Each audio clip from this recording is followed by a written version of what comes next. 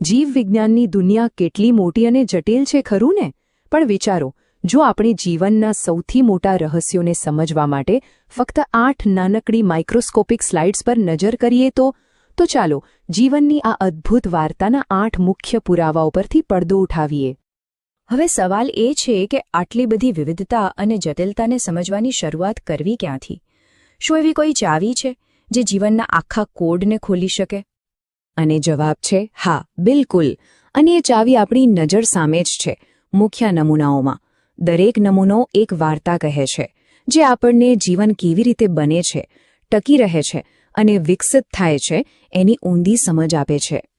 તો ચાલો આપણી આ સફર શરૂ કરીએ જીવનના પાયાથી, એની બ્લુપ્રિન્ટથી. અહીં આપણે જોઈશું કે જીવનની પહેલી ઈંટ કેવી રીતે મુકાય છે અને એક નવા સજીવનો પાયો કેવી રીતે રચાય છે. અહીં જીવનના નિર્માણની 2 સૌથી મહત્વપૂર્ણ ફેક્ટરીઓ છે. એક તરફ છે શુક્રપિંડની સૂક્ષ્મ નલિકાઓ, જ્યાં લાખો શુક્રકોષોનું ઉત્પાદન થાય છે, તો બીજી તરફ અંડપિંડની અંદર અંડપુટિકાઓ ધીરજપૂર્વક અંડકોષને પરિપક્વ કરે છે.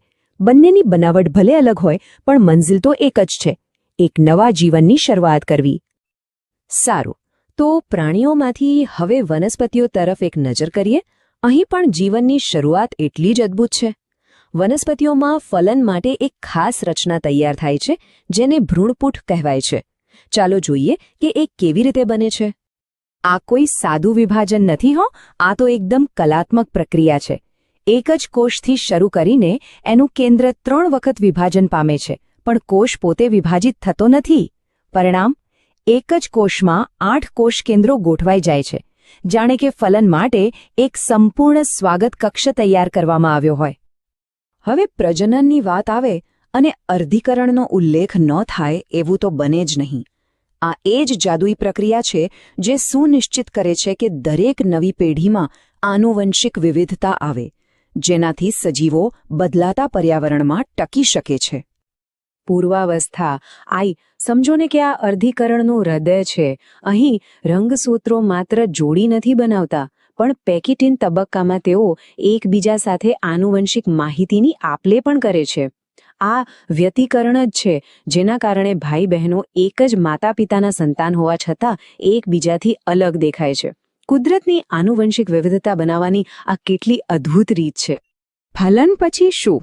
પછી શરૂ થાય છે કોષોનું ઝડપી વિભાજન, અને તેમાંથી બને છે ગર્ભકોષથી.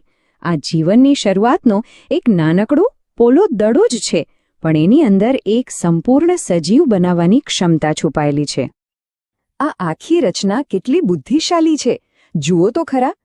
બહારના કોષો એટલે કે પોષક કોષ સ્તર ગર્ભાશય સાથે જોડાણ અને પોષણનું કામ સંભાળશે, જ્યારે અંદર રહેલો કોષોનો નાનકડો સમૂહ એ જ છે જેમાંથી ભવિષ્યમાં ભ્રૂણના તમામ અંગોનો વિકાસ થવાનો છે. એક જ રચનામાં 2 અલગ અલગ કામ, ખરેખર અદ્ભુત છે.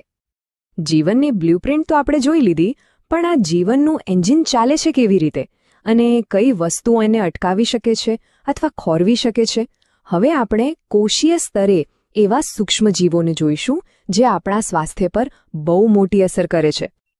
આ સ્લાઇડ તો જાણે કોઈ વોન્ટેડ પોસ્ટર જેવી છે, જેમાં દરેક ગુનેગારની એટલે કે રોગકારકની પોતાની એક આગવી ઓળખ છે. રક્તકણમાં દેખાતી પ્લાઝ્મોડિયમની વીંટી જેવી રચના મેલેરિયાનું નિદાન કરે છે, તો એન્ટામીબાનો અનિયમિત આકાર અમીબાયસિસ સૂચવે છે. આ નાના નાના સંકેતોને ઓળખવા એ જ તો રોગો સામેની લડાઈમાં પહેલું અને સૌથી અગત્યનું પગલું છે. જીવન ફક્ત બને છે અને ચાલે છે એટલું જ નથી, એ તો પર્યાવરણ સાથે સતત તાલમેલ બેસાડતું રહે છે, અનુકૂલન સાધે છે. ચાલો હવે આપણે એ નિયમોને સમજીએ જે સજીવોને ટકી રહેવા અને સમય જતાં બદલાવવામાં મદદ કરે છે. આ અસ્તિત્વ માટેની 2 એકદમ વિરુદ્ધાભાસી પણ તેજસ્વી વ્યૂહરચનાઓ છે. રણમાં ઉગતી વનસ્પતિને જુઓ. એ પાણીના દરેક ટીપાને બચાવવા માટે પોતાના પાંદડાને કાંટા બનાવી દે છે, જ્યારે પાણીમાં રહેતી વનસ્પતિ તરવા માટે પોતાના શરીરમાં હવા ભરી લે છે. આ બતાવે છે કે પર્યાવરણ જેવો પડકાર ફેંકે, જીવન એવો જ કોઈને કોઈ રસ્તો શોધી જ કાઢે છે. અને જે નિયમો વનસ્પતિઓને લાગુ પડે છે એ જ તો પ્રાણીઓને પણ લાગુ પડે છે ને.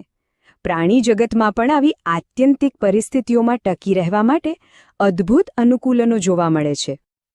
પાણીમાં માછલીનું પેલું ધારારેખિત શરીર એને કેટલી સરળતાથી તરવામાં મદદ કરે છે, તો બીજી બાજુ રણમાં ઊંટની ખૂંદ અને પાણી સંગ્રહ કરવાની ક્ષમતા તેને જીવંત રાખે છે. આ બંને ઉદાહરણો એ વાતનો પાક્કો પુરાવો છે કે શરીરની રચના હંમેશા પર્યાવરણની જરૂરિયાત પ્રમાણે જ ઘડાય છે. આ વાક્ય ઉત્ક્રાંતિના સૌથી મજબૂત પુરાવાઓમાંથી એક તરફ ઇશારો કરે છે. ભલે એમના કામ અલગ અલગ હોય, પકડવું, ઉડવું કે તરવું, પણ એમની મૂળભૂત હાડપિંજરની રચના સમાન છે, જે એક સામાન્ય પૂર્વજ તરફ સંકેત આપે છે.